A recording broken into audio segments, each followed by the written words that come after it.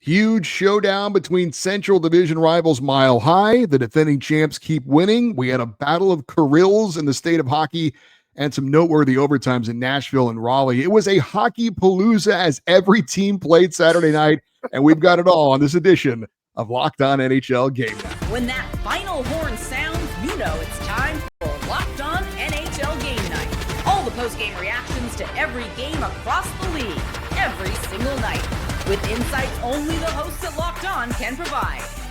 Prepare to experience game day reactions like never before. Only on Locked On NHL Game Night. Your team every day. Hey, hockey fans, welcome to Locked On NHL Game Night, part of the Locked On Podcast Network. Your teams every day. Thanks for making Locked On NHL Game Night your place to get a recap of the night in the NHL during the regular season and playoffs. We are available wherever you get your podcasts and on YouTube. And today's episode is brought to you by FanDuel. Download the FanDuel app now by visiting FanDuel.com and win $300 in bonus bets if your first $5 bet wins. I'm Eddie Garcia, an LA Kings fan on the West Coast. He is Shukri Wrights, a Boston Bruins fan on the East Coast. Together, we're here to tell you all about all the big goals, saves, moments, and stories from the busiest night of the young NHL season so far, with a big assist from our Locked On local experts. Shuey had every team in action on Saturday. Just the 16th time in NHL history, all teams were in action on the same day. It may not have been the frozen frenzy, but it came awfully close. And we had some doozies. And my God, let's get into it. Let's go, because there were some good ones tonight. We certainly had some good ones, and we start with the 4 games that featured playoff teams from a year ago, and the biggest one was a rematch of a first-round playoff matchup that didn't feel like a first-round playoff matchup. That was the Stars taking on the Avalanche in Denver. Of course, they met last year in a classic 7-game series. This one also lived up to the hype, appropriately decided beyond regulation, and an old friend, now foe, for the Avalanche comes up with the game winner. Let's get the details in this one from one of our local experts, the host of Locked On Avalanche. It's Chris Maselli. The Colorado Avalanche lose in a shootout to the Dallas Stars, and it's a little bit difficult for me to sit here and say, like, well, at least they got a point, because they really should have easily got 2. The Avalanche dominated this game from beginning to end, really. And the Dallas Stars got some goals that Scott Wedgwood really should have stopped early on in the game. He got a little bit better towards the end, and he made some big saves. But Jake Ottinger is what won this game for Dallas, without a doubt. He made some absolutely incredible saves that Scott Wedgwood early on was just whiffing on. And then you go into a shootout, and by that point, it's a 50-50 toss-up. But the Avs really should have gotten 2 points and really run away with this game. So while it's good that, it was an entertaining game, and yes, fine, you do get a point, but you feel like there was a lot to be desired for the Avalanche to really just end this thing in overtime and get 2 points against a division rival. But on the plus side, this is game 3 of the season for the Avs, and if they're hitting their stride like the way they played in this game, that's definitely a positive, especially the way the duo, Nathan MacKinnon and Martin Necas, played. If this is the start of how these two are going to play, this is going to be a problem for opponents going up against these two guys, in addition to other guys in this game as well. But Necas and MacKinnon, 3 points each for those guys, a goal and 2 assists each. They were spectacular. It was an entertaining game. I will give the two teams that, but it's a little bit tough to swallow the 1 point be happy with feeling, because the Avs just played such a good game, and it's hard to find anything that they really did wrong. Maybe they left an extra power play goal on the board. Okay. But you have to be happy with how the Avalanche played in this one. And sometimes you just lose games like this. It just twists the knife that, once again, it's the Dallas Stars. And that was Chris Maselli with that report. And he failed to mention, not only once again was it the Dallas Stars, once again it was Mikko Rantanen. Now, he just had an assist in regulation, but he gets the game-winning goal in the shootout. That ends it, and that's your game winner. So Rantanen comes back to haunt the Avs once again. A huge win on the road for the Dallas Stars. Wouldn't be surprised to see these two teams meet in the playoffs again. I don't think it'll be in the first round because I think one of these two teams will win the division, but these are two very, very good teams, and we had a good show in the Mile High City. It was a hell of a game. I mean, I'm listening to Chris go through his report. I'm like, man, you sound both amused and aggravated. And both could be true. But honestly, the thing that I look for from this game is the fact that Dallas was that team that just said, we're not going away. It may have been messy. It may have been up and down. And it was up and down for both the Avalanche and the Stars in this game. And ultimately, if you like goal scoring, you got a lot of it in spades. Like you talk about on Natchez and McKinnon both having 3 points each, and as well as like the performance of guys like Wyatt Johnston, Jason Robertson. But the thing I look at, man, is, and you talked about it, Scott Wedgwood. You talk about a game that you would like to just burn the tape somehow, some way, and forget about. This was it, because some of the goals that he allowed, that's my biggest takeaway, is some of the goals that Wedgwood allowed in this game were like, oh my goodness, oh smokes. You could have actually stopped it, but you didn't. But all in all, the revenge factor, you talk about Rantanen coming back and again being the cold-hearted assassin, and as well as the fact that he just put the knife in the heart of Avs fans, something that he did last spring in the playoffs, but he did it again on Saturday night in this highly anticipated matchup. So that was our game of the night, but a lot of other games, obviously, to get to, and some good games. How about the Panthers hosting the Senators? No battle of Kachuk brothers in this one. Matthews out. Brady did play for Ottawa, but didn't get a point. And the Panthers rolled to a 6-2 win thanks to 3 power play goals. Defending champs are shorthanded. No Barkov, no Kachuk, but they're still getting the wins. I mean, that game in itself was just absolutely incredible, but for different reasons, mostly just because of the fact that Florida continues to find ways to win games. And like, when you consider all things, like, this was a good test for the Ottawa Senators, but the reality is that, the Florida Panthers are showing you early on that they will find other ways to win, whether if it's a 2-1 game or in a blowout like this one was. And also Marchand. Marchand continues to amaze, even with both the captain being out, Barkov and Kachuk. It's like Marchand early on has really taken the reins. It's just taking the lead in this game, and not just also in this game, but in terms of the first 3 games as well. And that's something that's going to be fascinating to watch as we continue to move on through the early parts of the season. So the defending champs are 3-0. Meanwhile, staying in the state of Florida, the Lightning at home, losing to the Devils in a battle of playoff teams from a year ago. This one goes to New Jersey 5-3. 5 different goal scorers for the Devils, including captain Nico Hischier. New Jersey started strong. They had a 3-0 lead after the first period. Nikita Kucherov with a terrible giveaway leads to a shorthanded breakaway for Jesper Bratt. That was one of the huge goals of the game. Tampa Bay, a cup favorite for a lot of people, now off to an 0-2 start as they have lost both their first 2 games on home ice. It is surprising considering that that the Lightning did have a rather uncharacteristic game tonight. But I'm going to focus on the positive and look at the Devils, because Connor Brown, one of the signings of the offseason, he was formerly of the Edmonton Oilers. He had 2 big goals in his game for the Devils, and that's something that I think that was really important to see. Goal scoring coming from different players in different areas for this team. Along with Nico Hischier and Timo Meier, but Connor Brown getting that offense from him was certainly huge, and I think that's going to be a key staple for the Devils this season, getting goal scoring from different parts of the lineup, and Connor Brown stepping up huge for this team. And 2 more playoff teams from a year ago. Jets hosting the Kings. Battle of Vezina Trophy finalists from last year as well. Darcy Kemper for LA, and of course the Vezina winner and MVP Connor Hellebuck. Jets pull out a 3-2 win in this one. Mark Scheifele, a couple of goals, including a gorgeous tip in the third period, the only goal of the third. That's the game winner, as the reigning President's Trophy winners get their first win of the season. You got to love what you saw from the Jets, especially Mark Scheifele.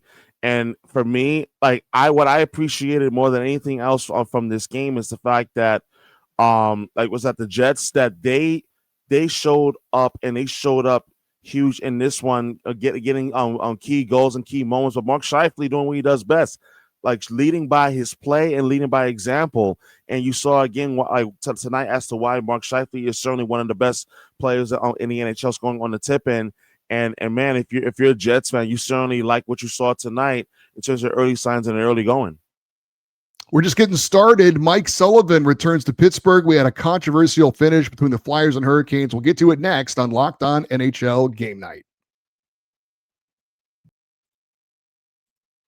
NFL season is here, and FanDuel is making sure you're ready for kickoff with a can't-miss offer. Right now, new customers can bet just $5. And if your bet wins, you'll get $300 in bonus bets to bet across the app. I love using FanDuel because it fits however I like to bet. Player props, building a same-game parlay, even jumping in live as the action unfolds. It makes every game more exciting, whether you're watching your team or just keeping an eye on your fantasy lineup. It is quick, easy, and the best way to add a little more energy to your Sundays. So are you ready to play? Download the FanDuel app now by visiting FanDuel.com to get started. That's FanDuel.com to place your first $5 bet.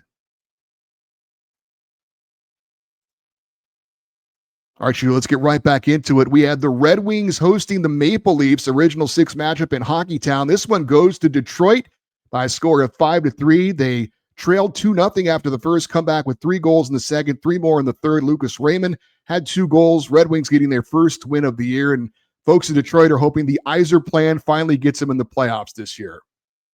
I mean, that's certainly the hope, but the thing that I took away from it was that before the game there was an interesting message that head coach Todd McClellan delivered to his team as at some point, don't you feel tired of the losing? And I thought tonight was an emphatic response from the Detroit Red Wings as a team as a whole, especially Lucas Raymond, who had the 2 goals, but then as well as Patrick Kane, who's getting closer to goal number 500, career goal number 493 he scored tonight. But as far as the Red Wings are concerned, the response was huge because the pressure is there in Detroit in terms of getting back to the playoffs, and as well as I thought ultimately what the Red Wings did well was their ability to continue to keep the foot on the metal even when Toronto kept coming back in this game. We had the Penguins hosting the Rangers rematch of an opening night matchup in New York. Mike Sullivan back in the Burgh where he guided Pittsburgh to a pair of Stanley Cup finals. This time with the Rangers as they rolled to victory. We get a report from one of our local experts, the host of Locked On Rangers. It's John Chick. The New York Rangers just beat down the Pittsburgh Penguins 6-1, and Mika Zibanejad is one of the biggest reasons why he has been, other than Igor Shesterkin, the best player on the New York Rangers through 3 games this season. I didn't expect to be saying that. I don't think there's too many Ranger fans that expected to be saying that. Even if you thought he could bounce back this season, Mika's typically been a slow starter, so for him to hit the ground running the way that he has is awesome, and he turned this game on an absolute dime. The first 7, 8, 9 minutes, whatever it was, the Penguins were basically skating circles around the Rangers. They were getting all kinds of scoring chances. Igor was bailing them out, as he's obviously known to do. And then the Rangers are shorthanded, and they break out of the zone. You got Carrick sending just a beautiful pass between the defenseman's legs over to Mika Zibanejad, and Mika buried it from the doorstep. And what I love about this goal, even more than the goal itself, Mika Zibanejad's reaction to the goal. He's fired up. He's yelling. He's pointing at Carrick. He's pumping him up. And it's more fire. It's more intensity. It's more passion in these couple of seconds here than I swear we saw from Mika Zibanejad the entire season last year. So it's awesome to see. It's a very welcome development here, a fun storyline to track going forward. Mika's been awesome to start the season. And again, this game, I mean, maybe they go on to win it anyway. They did win 6-1 after all. But this is the play where everything really turned on a dime. And it's all thanks to Mika Zibanejad. Going to break it down in the next episode of Locked On New York Rangers. Do not miss it. All right, and thanks to John Chick for that report. Meanwhile, in Carolina, the Hurricanes hosting the Flyers. Controversial finish in this one in overtime. Let's check in with our local expert, the host of Locked On Hurricanes, at Zach Martin. Wild turn of events. The Carolina Hurricanes win 4-3 in overtime against the Philadelphia Flyers on Margaritaville night to go 2-0 on the season. Anything that could happen did happen. Flyers score a goal, gets overturned in overtime due to goalie interference. Hurricanes end up getting the winner instead. Seth Jarvis with the game winner. 3 goals in 2 games. Stay in fuego, Seth Jarvis. Overall, it's a night that you have to feel pretty good about yourself if you're the Carolina Hurricanes. 10 guys got on the score sheet. Jordan Staal gets a goal. Taylor Hall gets a second. Logan Staycoven gets his first of the year. Right now, good start to the season. You're 2-0, about ready to go on the North Carolina State Fair trip. We're looking at 5 or 6 games on the road. Overall, gotta feel pretty good about yourself if you're the Carolina Hurricanes. That's 4 points out of 4 to start the season. Yeah, that's pretty good, and I can even follow that math there. But Yeah. goalie interference, Shu, it's one of it is the controversial call in the NHL. Depends on what team you're on. It influences how you see it.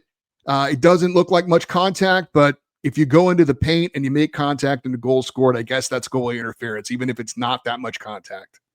And I hate it because Bobby Brink, prior to that call, he did have himself one hell of a night.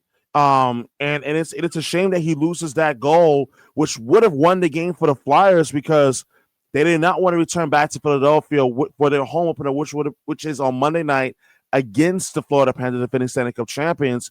But be it as it may, man, you talk about the Hurricanes being pests despite the overturned call. Minus that, they continue to just come at you in waves, whether if it's Seth Jarvis, whether if it's Sebastian Aho, just the craft making play. And I think that this one, even though it stinks for the Flyers, but the Hurricanes, they continue to find ways to get the job done. But you got to like to see the improvement of the Flyers as well. Finally breaking through on the power play, and that's something that they've been needing to improve upon from last season as well. Rick Tocchet still looking for his first win as the new Flyers head coach.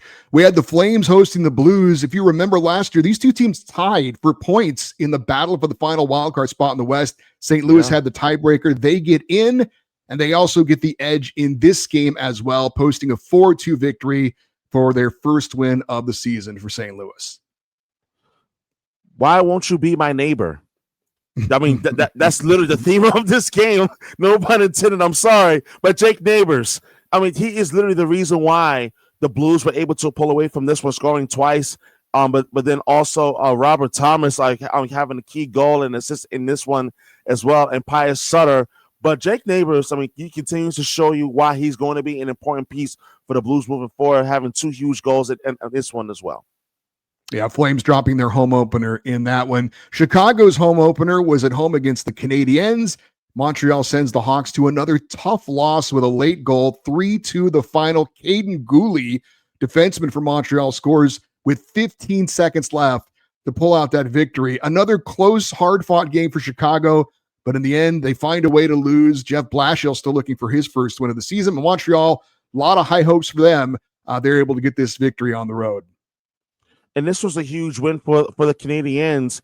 Like Caden Gooley, having a critical goal in this one, and it's a streak to 3 down for the Canadiens, for a team that has high aspirations, that had tasted the playoffs last season. But meanwhile, for the Blackhawks, I mean that was tough. That it was tough because ultimately, like you think that considering they're launching their 100th season at home, like the home opener with the celebration, but Montreal didn't care. They said, listen, the stage is ours. We're going to do whatever it takes to ultimately find a way to win, and they did late in the game. Chicago 3 games and 3 losses, all by 1 goal. The Islanders were hosting the Capitals. Alex Ovechkin going back to the scene of the crime where he broke Wayne Gretzky's all-time goal-scoring record last season. No goals for the Great 8. He's still 3 away from 900, but Alexei Protas had 2 in a 4-2 win for the Caps. A lot of the focus, though, is going to be on Matthew Schaefer, the number 1 overall pick for the Islanders, scoring his first NHL goal in this one. Islanders are off to an 0-2 start, but Matthew Schaefer is fun to watch. It's a great story, and it was cool to see him get his first goal. He's got a really bright future ahead of him. Absolutely, and you see why Schaefer was taken number 1 overall, not just because of the fact that he scored, but in these first couple of games, you see why why he is so special and why the Islanders hold him in such high regard. But as far as the Capitals are concerned, man, it's great to see the scoring depth of this team in this game, especially with Alexei Protas having a couple of goals and assists, a 3.9 for him. But to see Jacob Chychrun contribute as well with 2 points with the 2 assists. Huge for Washington as well, and a great road win for the Capitals as well. The San Jose Sharks suffer another gut-punching defeat. How did they lose this time? That's next on Locked On NHL Game Night.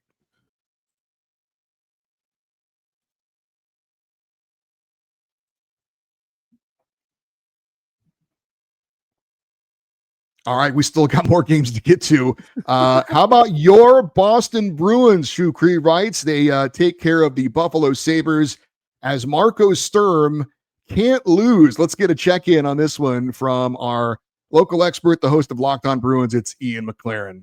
Boston Bruins are a perfect 3-0, and they have a perfect penalty kill through 3 games as well. This is Ian McLaren, host of Locked On Boston Bruins, and thanks to another win over the Buffalo Sabres, the Boston Bruins have fully turned the vibes around. They are a perfect 3-0 to start the season and have killed all 12 power plays that they have accrued. Now, tonight it was notable that it wasn't just the primary scorers. Actually, it wasn't any of them that did the damage. Mark Kastelik, Pavel Zacha, and Sean Kuraly doing the damage as Jeremy Swayman with another stellar performance in net to give us some encouraging signs here to start the season. Yeah, they've played Buffalo and Chicago, but still, this is a real turnaround from last season so far. And they have a big test coming up on Monday against the Tampa Bay Lightning.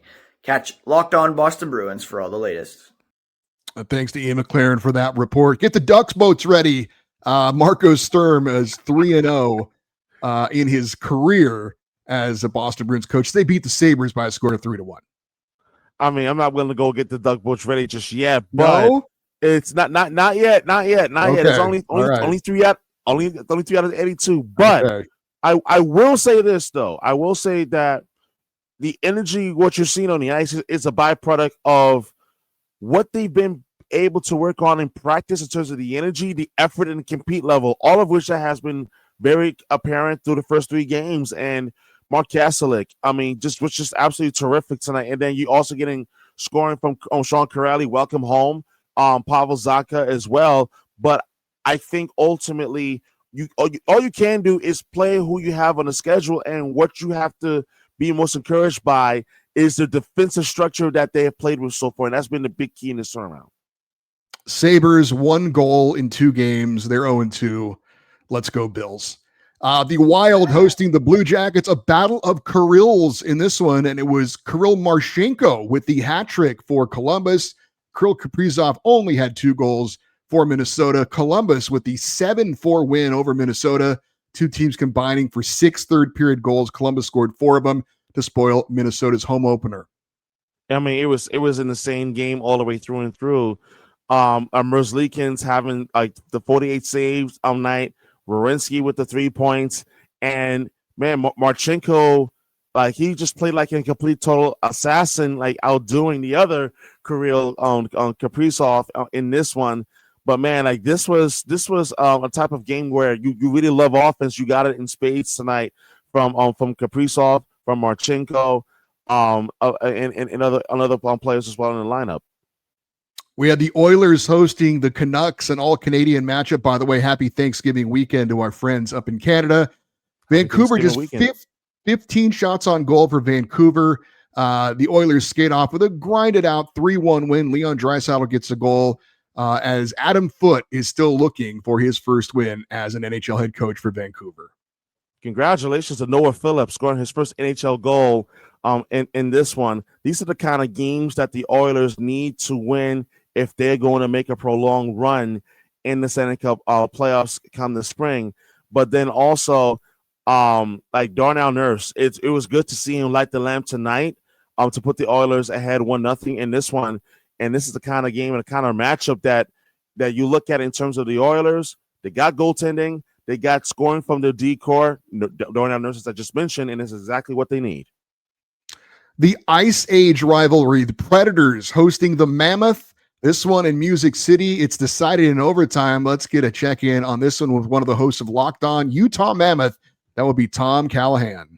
Into that one. Dylan Gunther in overtime. That is a goal scorer's goal. Manages to help the Mammoth absolutely snatch victory from the jaws of defeat right there. Not a great game overall for the Mammoth. A lot of up and down. I don't know if it's winning hockey just yet because Nashville is not that solid of a team, but they scored when they needed it. Huge goal from McBain to tie things up, and then absolute perfection on that overtime goal. Utah controlled the play the entire overtime. They just wheeled it around the zone. All right. Thanks for to Tom on that. It cut off a little bit earlier there, but what he was going to say is, the Predators never touched the puck in the entire overtime period, and it didn't end that quickly. Like 3 minutes of overtime play, the Mammoth won the draw, and they had the puck the entire time until Dylan Gunther would score to end it. It was insane. I mean, listen, if you told me that the Predators would play as well as they did in the first two periods, but that overtime period would look as bad as it would, I wouldn't be surprised.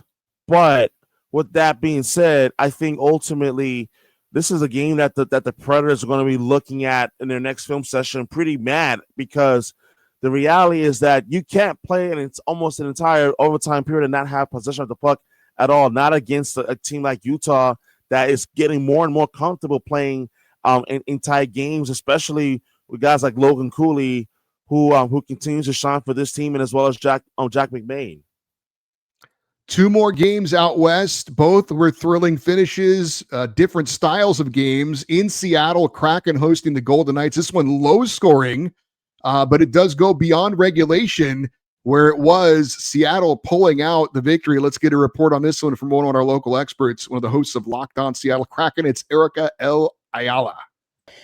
The Kraken get a huge overtime victory over the Golden Knights. Erica L. Ayala here, your host of Locked on Kraken. We just heard from Brandon Montour, who was with Al and Everett. He talked about this being a big statement win. The Seattle Kraken once again outshot by the Vegas Golden Knights. They get the first goal from Matty Beniers on the power play, and then big time Jared McCann with the win in overtime. This is a big win in the Pacific Division against a team that we know did a lot of work in the offseason, and we're starting to see the hard work, the dedication to defense and discipline paying off under the Lane Lambert system. We'll talk about this big win and the upcoming road trip, including our first back-to-back on the next episode of Locked on Kraken. All right, thanks to Erica L. Ayala for that report. Jared McCann, with 4 seconds left in overtime, on his 400th career point with the game winner, 2-1 over Vegas, and the Kraken off to a very early but nice 2-0 start. And 2-0 under new head coach Lane Lambert. Oh, absolutely. I mean, Lane Lambert already putting his fingerprints on his team, and you're seeing it, a great goaltending matchup, but then also to get the scoring from Jared McCann, who was looking like he could have a nice bounce back season for the Seattle Kraken, who had a disappointing year a year ago. And one quick note for Vegas: Pavel Dorofeev scored his 5th goal of the year. He's leading the NHL right now in goal scoring. We saved the best or worst for last, depending on your perspective. In San Jose, Sharks hosting the Ducks. A lot of young talent on display in San Jose. Not much defense. The two teams combined for 12 goals in regulation. But Chris Kreider scored for Anaheim with just 49 seconds left to tie it. And then in overtime, it was the Ducks' Leo Carlsson winning it for a 7-6 victory. First win of the year for Anaheim. The Sharks are still winless. 2 overtime losses and 2 gut-punching losses for San Jose. I don't know what they've done to anger the hockey gods, but they had that horrific loss to Vegas where goalie Alex Nedeljkovic just had a meltdown. And now this one where they allow the late goal in regulation and then lose quickly in overtime. They're fighting right now, but those are 2 of the most toughest losses you can have to start a season for the Sharks.